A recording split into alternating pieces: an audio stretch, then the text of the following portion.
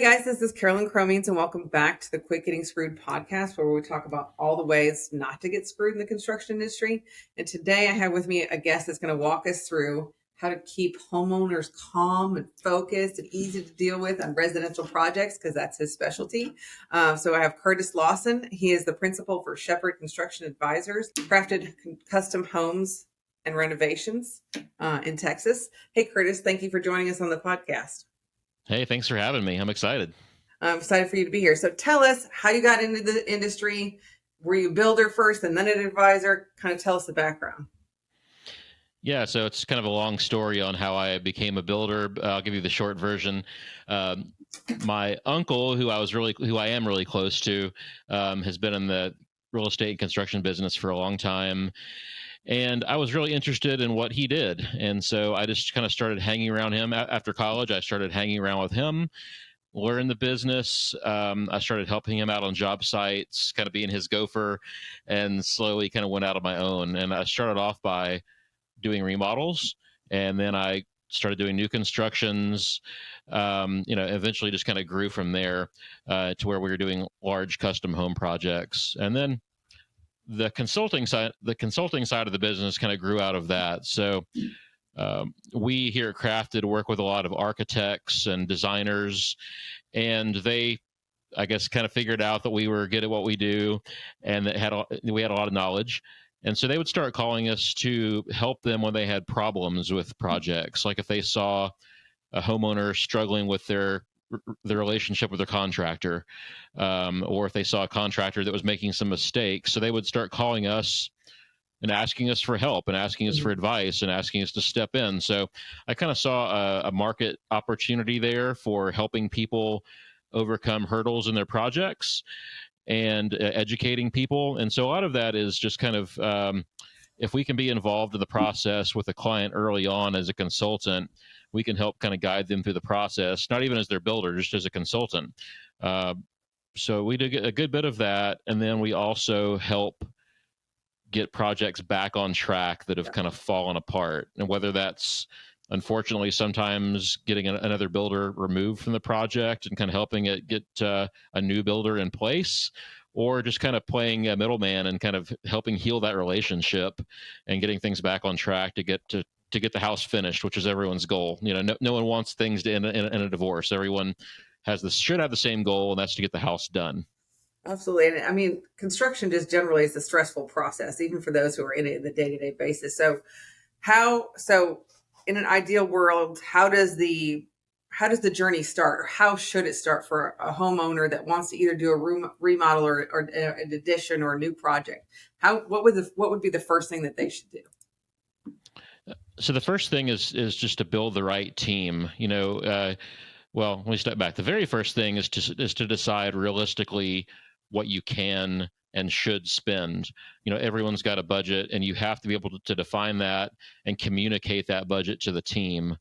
Let me step back. I think people have trouble sometimes giving people a number, right? Like we're scared that if we give a contractor a cost, that the contractor is going to take advantage of that. Yeah. But really, you have to be honest about the budget with a good team, and then allow the team to build the project to meet your budget.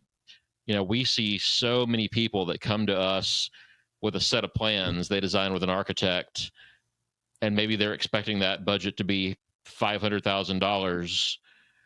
The architect doesn't really know what it costs. The architect's job is to draw something that's beautiful, and they may or may not have a good handle on cost. So they'll come to us expecting to spend $500, and we price it out. It's $800, and that's just a waste of everyone's time. It's a waste of the client's money, because again, people want to build a house. Architects want to design a house that's going to get built. Builders want to bid a house that's going to get built. So if people are honest with their budget from the very beginning with their team, then we can create a project that fits within that budget. So very first step is to define a budget amongst yourselves, you and your family. Step 2 is to build that team. So, I would always include the consultant in that, so the owner's representative. But if not, so the architect, the builder, any specialty designers that need to be involved. If it's a major project, maybe there's a lighting designer, pool designer, landscape, but build that whole team up front and let them collaborate with your budget to create something that you can execute. Gotcha. So how do you find that team, or is that something that you can pull together, like a construction manager? What does that look like? What should a homeowner be doing? Yeah, so that's one of the things that we do as a owner's representative and consultant is, we have great relationships with a lot of architects and builders, and I know based on the style of what you're telling me or what you're wanting to do, your personality, I know that, hey, this architect's a good fit for you, or these 3 architects are a good fit for you. Let's interview them. These builders are a good fit for you. So I can help build that team.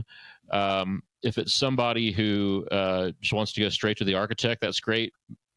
Good architects are going to know other good consultants and builders. So before you start design or shortly after you start design, just ask the architect, hey, refer some builders to me so we can get them at the table with us and make them a part of this process. So that team should just be built as early as possible. And whether it comes from the architect or whether it comes from me, either way is fine, but let's just get it assembled early. So, and from the builder side, should this be like a 2-phase thing? We do the pre-construction and then construction. How do you find pre-construction and what does that look like? Yeah, so when people engage with a builder in pre-construction, when they're working with the architect, what we do and what most builders do is they'll have either an hourly rate or just a fixed fee for pre-construction services. And usually that's based loosely on an estimated number of hours. And so that builder is going to meet with the architect. He's going to be involved with the conversation so they can bounce ideas off of each other. The architect might say, hey, we want to do this. How is that going to affect the cost?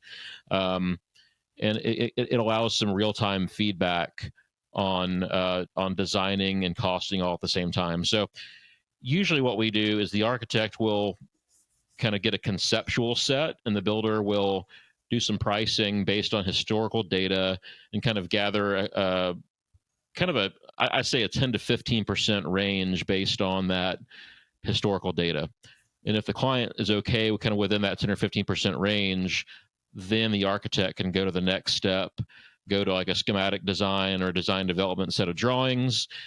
And then you kind of push pause a second time and you do another pricing check at that point. So basically every time the architect kind of hits a milestone on design, the builder is going back and checking their pricing on that set. And you're going to start off by painting with a broad brush. You're going to circle the airplane at a wide radius and you're going to tighten up that radius until you land the plane. So you start off with a 10%, then 5%, and then kind of your final budget as the plans get developed.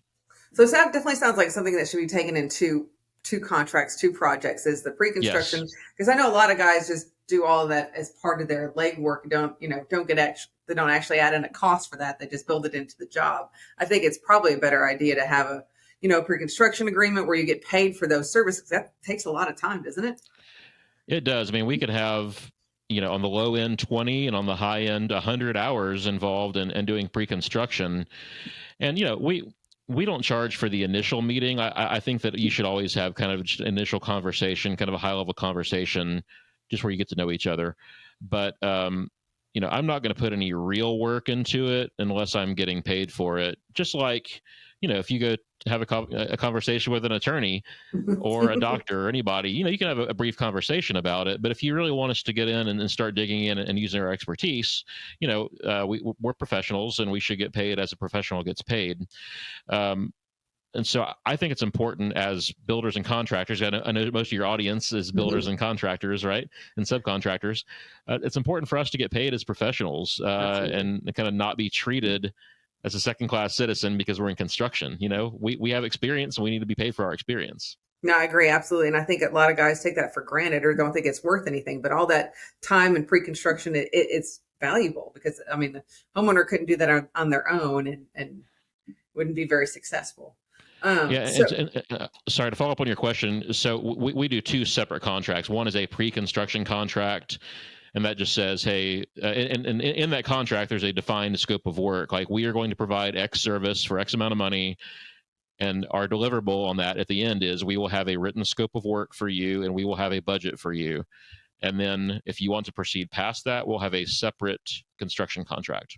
I think that's a great way to do it, because that way too, if you can really determine if you guys work well together, if you're a fit. If not, you give them what you said you were going to give them. They can go find somebody else that they might work better with, and then there's no strings attached that we automatically roll into the construction side of the project.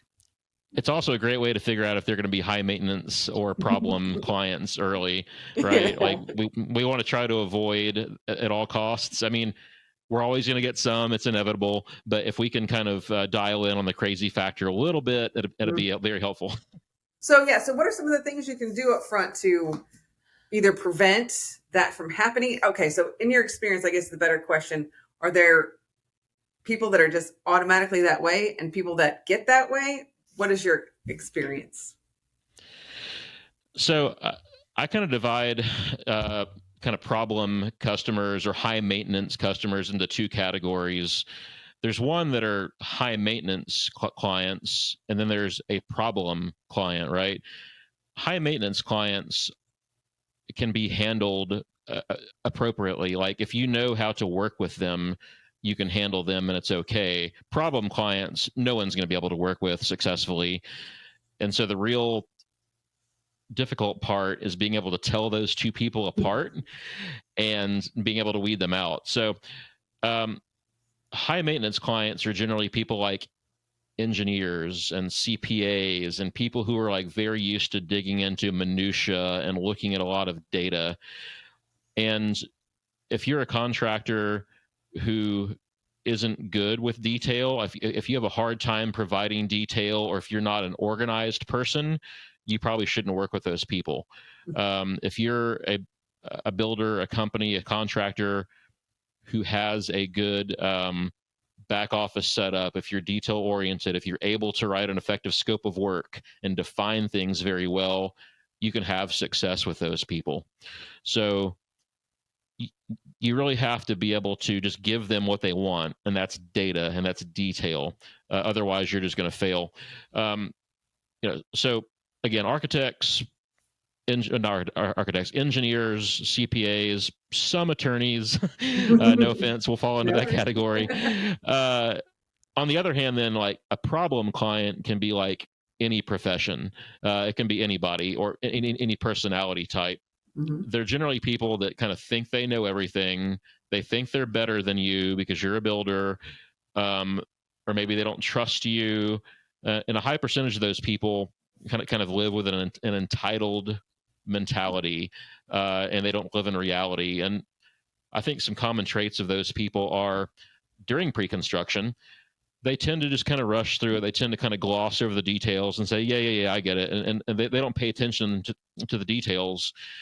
But then what happens is during construction, they start picking apart everything that you're doing. They're like, well, why didn't you do that? Or I wanted that, or I'm entitled to have that because I should have it, right? And so with dealing with those people, again, it's very hard to deal with them, mm-hmm. but to protect yourself with those people, you have to have a good contract. You have to have a rock solid contract. You have to have a very good scope of work to where you can point back to it and say, yes, ma'am, I realize that you wanted that, but our contract says this, and you have to be willing to point that out and enforce that. So it's better not to ever have to deal with those people. And again, that pre-construction process can hopefully allow you to identify some of that. So you've dealt with projects that were messed up and builders and homeowners that didn't get along. What do you think in your experience of what you've seen, what do you think went wrong? Was it the builder not explaining things properly, and not being detailed enough? What can we do as builders to try to prevent these types of things from happening? I think the number one problem that I see is a lack of a defined scope of work and a lack of good details in your contract. So you can look at anything and interpret it many different ways. I can look at a very small bathroom in a house, and in my mind, I know how I'm building it, right? But that homeowner may have a totally different concept of what it is that we're doing. Even with a drawing of that bathroom, like a 2D drawing or even a 3D rendering, still leaves a lot of room for conflict. And so if you don't really define exactly what it is you're doing, like get real specific, like I'm building that cabinet out of X type of plywood with X brand of hinge with X profile molding, this type of countertop, this type of sink, this type of drain, like get very specific on every single thing that you're doing.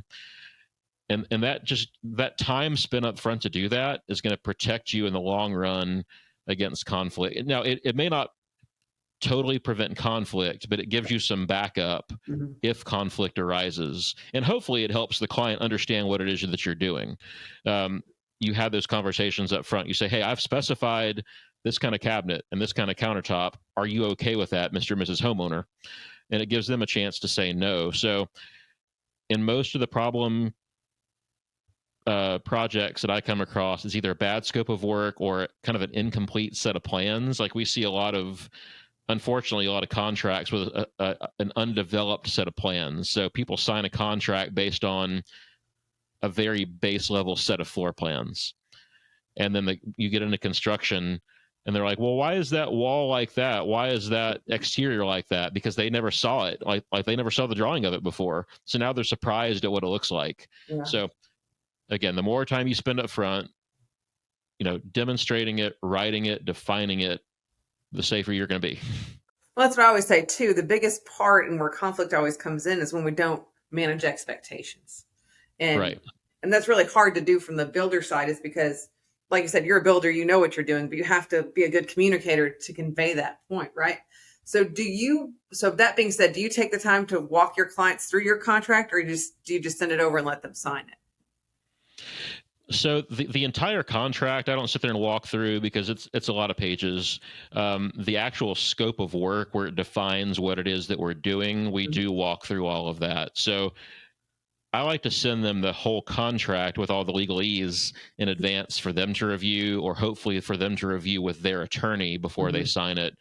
But the actual scope of work where we're defining what it is that we're doing, we'll sit down at the table together and kind of walk through that line by line so that they understand that scope of work. So how do you deal with homeowner clients as far as keeping them on, especially high maintenance ones, keeping them on a timeline? Is that usually, because I'm sure they have to make selections and things like that. So how do you work with them and staying on a timeline?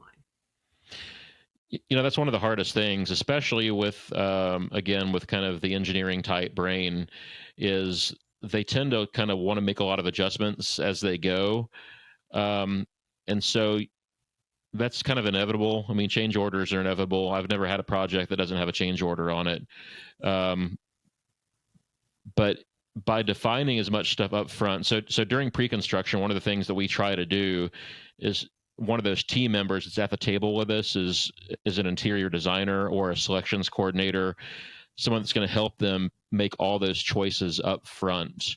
Now, it's probably unrealistic to choose everything in the house up front because there's thousands of items potentially to be chosen. But to define or select as many of those items up front as we can is real important, especially like the major items. So they may not pick out their cabinet knobs up front, but let's pick out like the major fixtures, the plumbing fixtures and the appliances and all that kind of stuff. So by choosing as much of that stuff up front as we can, we're hopefully keeping things on track and there's no delays while we're waiting for a decision later. Gotcha. And we're left with kind of minor decisions to be made, like picking out cabinet knobs that aren't going to affect the speed of the project.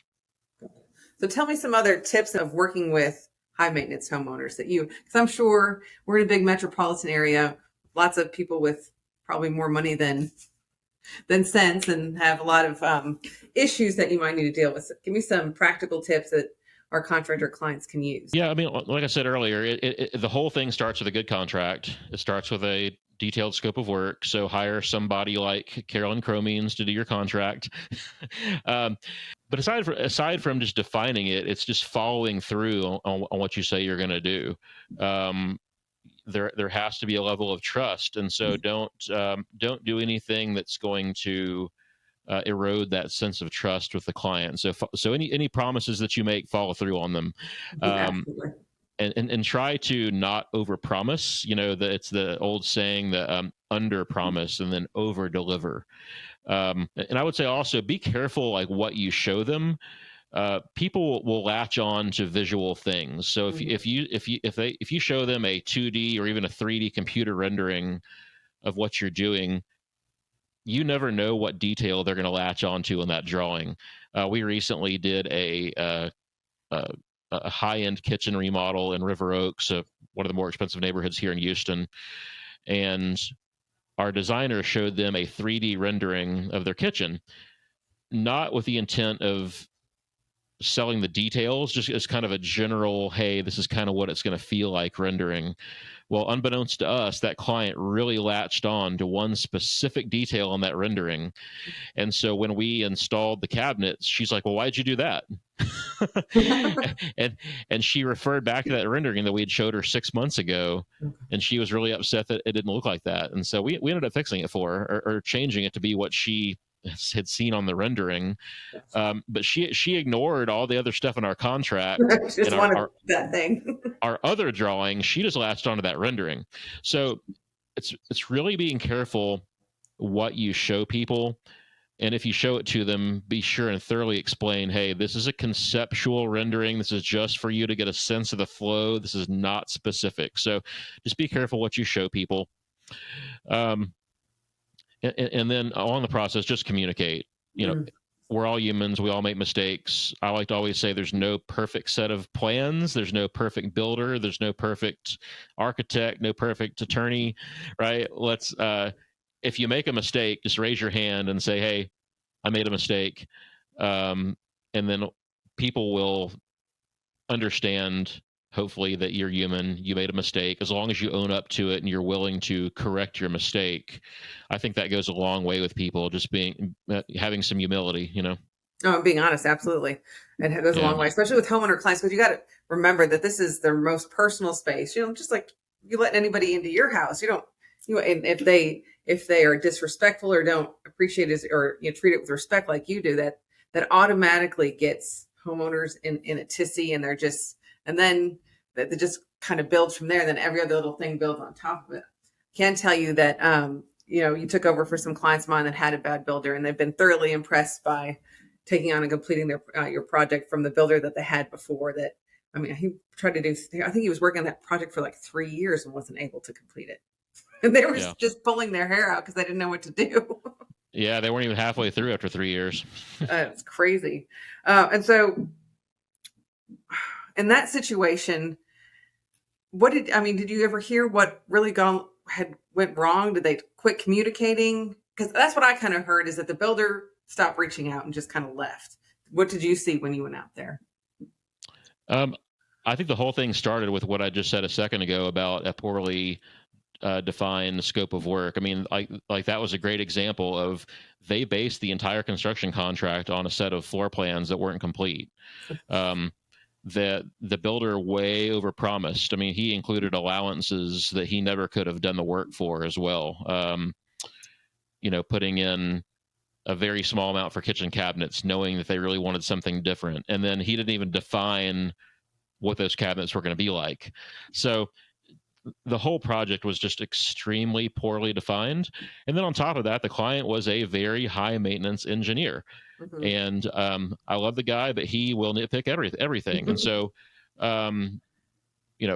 again, I feel like we have the ability to give him the level of data that he wants and needs, and he appreciates that. The other guy was not set up for that personality type. Like you have to know how to handle those people appropriately. Otherwise, it's going to be a failure, and it definitely was a failure. And ignoring them only makes it worse, right? It's just, and that's the thing that I see builders, if they don't answer the phone, or if they don't answer the questions, it gets 10 times worse than just diving into dealing with it. Well, he wouldn't return their phone calls, and he had, I think, 3 or 4 different project managers that worked for him over the course of 3 years. So the project was constantly getting handed off to new people, and they didn't know what was going on. They didn't know the history. And so it all just kind of snowballed until it was a point where it wasn't recoverable. Yeah. And I know they tried to work with that guy, and they didn't want it to end this way, but they also needed their house finished too. Yep. Okay. So how do you explain change orders to high maintenance homeowners? Do you do it on the front end? Do you do it when it happens? Like if they want something additional, how does your process work for change orders? Yeah, so I think during the contract, kind of the pre-signing of the contract, you have to explain what the procedure is so they know what to expect. So for us, we charge a change order fee, Okay. and that fee goes to cover our time to price and prepare and do the administrative work for the change order. Now, if it's something small, a lot of times we'll waive that fee. If it's like, hey, we're going to move that wall a foot and it's on the fly and the framer's there, we can get it approved quickly. Sometimes I don't charge that fee. Gotcha. But if it's something that requires some planning, we're going to charge it typically a 10% change order fee. And again, that kind of covers our time to set it up, and then the change order would have our normal markup on it beyond that. So it's letting them know up front during the contract period what that's going to look like when it happens, and we tell them it is going to happen because every project, something's going to come up that they're going to want to change, and that's fine. So as long as they know what to expect, there's not usually any problems. And I think that most of the change orders that we encounter are related to something that maybe they didn't quite realize how something was going to look. It's, and I think as much explaining and as many drawings and pictures, sometimes there's no substitute for seeing it in person. And so I would say most of the change orders are related to something that they really couldn't picture, or it's just kind of the human nature of, hey, while you're here, let's add this. That happens more all the time too. That happens more on remodel projects, right? Yeah. Where you're working on the kitchen and they're like, hey, my dining room also needs some work. So change order for that, right? Mm-hmm. So scope creep is the other big reason for that. But I have not really had any major issues with change orders in the past, and I think that's due to just taking the time up front to really explain to them what that process is going to look like. I would say the only exception to things going smoothly in that would be specifically on a remodel on an older home when you find some stuff that you just can't anticipate. So we open that wall up and the wall's eaten up by termites, and there's no way that we could have known that. Or especially on like a 1920s house or an older house where you don't know how it was constructed 100 years ago, you'll sometimes find some unknown things. But on those types of projects, we try to include a pretty good contingency budget that would cover stuff like that. But those sorts of change orders, which we call change orders of necessity, those are always going to happen on remodel. Not always, but they're often going to happen on remodel projects. And again, we try to prepare people in advance for that. And I think that's the best thing you can do is say, hey, I'm really good at what I do, but I really, we're digging into something we have no idea what's under there. And as long as you're upfront about the process, I see that everything works itself out, and that they understand that, hey, you couldn't see that there was termites in the wall. Yeah. So I'll say that clients who are willing to engage with you on a pre-construction basis, which means that they value you as a professional, they're more likely to listen to you when something comes up because you've established that trust up front.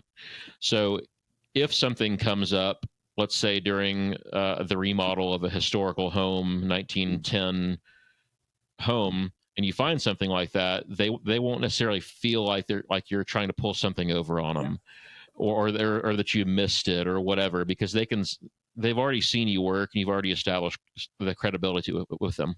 Absolutely. All right. So any other pointers or tips that would help our guys out there that you can think of that I didn't ask? Just communicate, plan, and establish trust. I mean, those are the three biggest things. But for me, and I get asked this question all the time on what can I do to eliminate conflict? Define. Like the more time you spend up front, the more time you spend during the pre-construction period, the less problems you're going to have during the job. So put in the effort up front. I think a lot of us contractors, I say a lot of us, many contractors need that next job. They need it to happen, and they're in a rush to get it in contract. Hey, let's get this thing locked down before somebody else gets it or before they change their mind or whatever. And so they kind of rush through that contract process. Just slow down a little bit, take your time, and do it right, and you'll have a lot more success. I agree. And you also have your own podcast, right? I do, and you've been a guest on there, so people can log on and check out the Your Project Shepherd podcast too if they want to learn more about the right way to undertake a construction project. So we talk about kind of the right way to plan and execute. We talk about problems that come up, building performance, failures, lots of things like that. So check it out. That's awesome. It is. Lots of great experts on there, and subject matter experts. It's great. All right. So where else can people find you for Your Project Shepherd and Crafted Homes? Yeah. So my consulting company, Shepherd Construction Advisors, is yourprojectshepherd.com. On all the social medias at Your Project Shepherd, and then Crafted Custom Homes is craftedhome.com, and on social media at craftedhome.com too. Awesome. We'll put all that in the show notes too. I appreciate you coming and taking the time to be on the show, Curtis. Yeah, thank you. Love it, Kara. Good to see you.